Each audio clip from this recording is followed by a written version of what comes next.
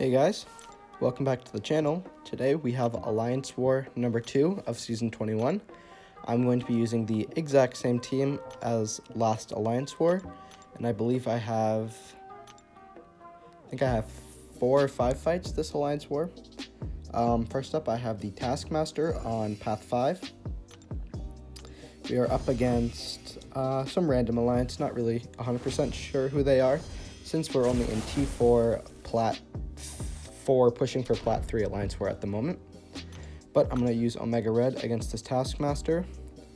A little bit of a spoiler, I do get hit around a little bit. But overall, Taskmaster is a pretty easy fight. Just got to knock him down with the Death Spores on and he should be just melting away. But yep, not too bad. So something interesting that happens here is that I parried, but the parry didn't stick, and I was expecting the parry to stick, so I let go thinking that I could hit into him, and then I just get comboed. But that's okay, not that big of a deal. There's a little bit of health, but it should be all okay. There as well, Max Limber hit me again. That happened last Alliance War with the Korg, but the bleed debuff is helping kill him faster, so that's cool. And then I do regen a little bit there, but yeah. I believe my next fight is I'm taking the Gladiator Hulk. I'm not going to wait for the links to go down because it's a Gladiator Hulk and it's a really easy fight. I use Void for this. I'm going to be able to willpower heal from the long distance relationship and then strike back if I can get 2 petrifies on. Void just completely ignores it. So yeah, a pretty easy fight. This war overall was pretty easy. It was nice and relaxed up until the end, which became very stressful. There I do get hit by the special one, unfortunately, but that's okay. That's the one slip up I had this Alliance War. At least the one slip up I had in this fight, should I say. I do end up dying. A little bit of a spoiler, but it happens. Since we're not in a high tier, it's not that big of a deal. And since a lot of other people are dying, I don't feel too bad about it. And it was also a fight I took at 1 a.m. and not thinking very smart after Among Us with some of the MCOC YouTubers last night.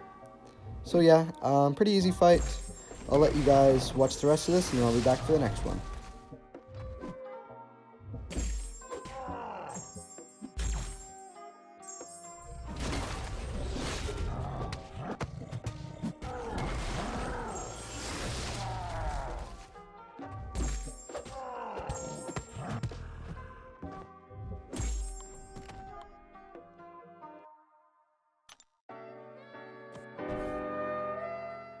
Alright, now we're back for the Mixmaster Korg fight. I believe he's only around 660, so I just threw on some smaller boosts just to be careful. But since this is not a Sig 200 Korg fight, it's a very easy fight for my Omega Red. I do end up soloing this fight. Also, just a little bit of a warning, I did this fight on my live stream, so I did have a little bit of lag issues. I believe that there is 3 of them in this fight, but it's not too bad. My tactic here is, that I learned from my last fight at least, is I want to try to, if I can, push him to a special 2, just to be safe. But if I need to, I can dex a special 1, and then I want to personally be throwing special 2s the whole fight if possible, and I want a heavy to keep those death spores up and just melt him away. There I have a good chunk of death spores up. I am unfortunately unable to keep them due to the fact that he threw his special 1, but that is okay. We will end up getting more. I believe that to be the last disconnect. But yeah, just pretty easy fight. Once I get this next special 2 off, the fight just goes absolutely perfectly. Absolutely perfect, should I say. He walks straight into my parry, so that way I can keep those death spores up. And I actually do, pretty surprisingly, end up net positive on health in this fight. Those 27 death spores healed me for a very large amount, which was great. And yeah, pretty easy fight overall. I'm very confident on this fight now, which is great. It's always nice to have someone who's capable of taking this fight without dying, because I know that he can be a very large problem for some alliances. I am looking forward to eventually taking a rank 3 version of this Korg. That should be pretty fun, but yeah, I'll let you guys finish out this fight, and I'll see you all for the next one.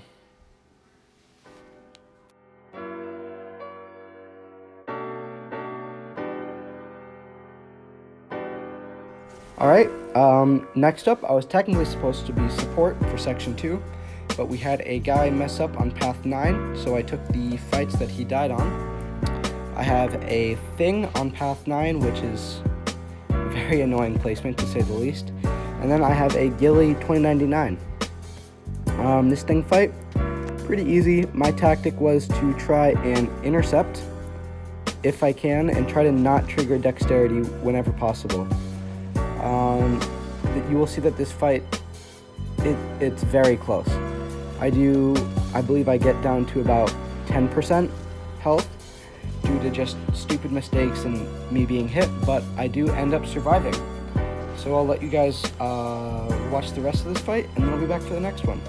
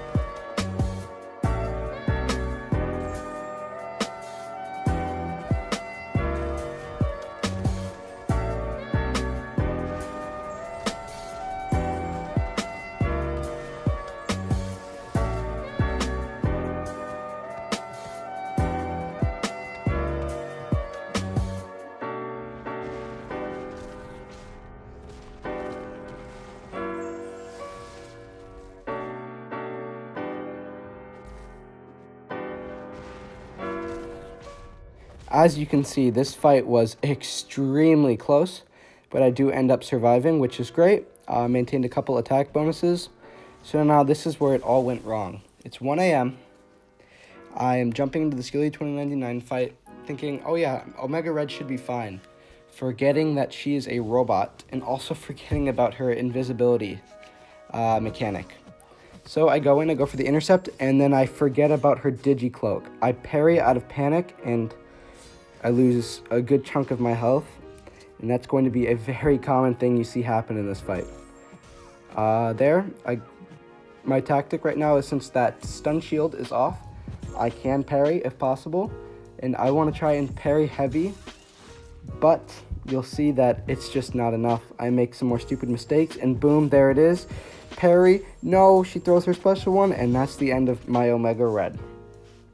Not a very smart idea. That's 2 deaths so far in 2 wars. Not great, but at my level, it's not that big of a deal because a lot of people are dying, but it's just not where I want to be. So here, I'm trying to look for potions, but then I realize that I can't get any because I'm out of all the resources needed. So I take this fight with a 14% health void. This is probably one of my most impressive fights I've had in a while. Very simple, but me being able to come out of it was, I think, very, very good. It was very risky as well, because going in with a 14% health void is not a great idea. There I get mediumed. If she went for a full 5-hit combo, I would have died, 100%. But luckily, she didn't. So now my void is at 4%. I realized that I can't play crazy, so I just have to let the debuffs melt her. So my tactic is build up debuffs, hit into her block. I don't lose anything from hitting into her block, and she'll die from the debuffs because they're doing, what is that, 300 damage per second, per tick? And with Fear of the Void, it's just even more, especially since Gilly 2099 is low health. But yep, very impressive fight. I do, unfortunately, get unlucky with my Petrify RNG, so she does end up regenning a little bit of her health once she gets down to, I believe it's 16% is where she regens. But overall, pretty easy fight. I just get very lucky. It would have been so much easier if I had high health and I could have parried during the stun timer being gone but oh well. Didn't have the resources, so just gotta do what you gotta do. Pretty easy fight, and after this fight, I'll take you guys back into the end of war recap.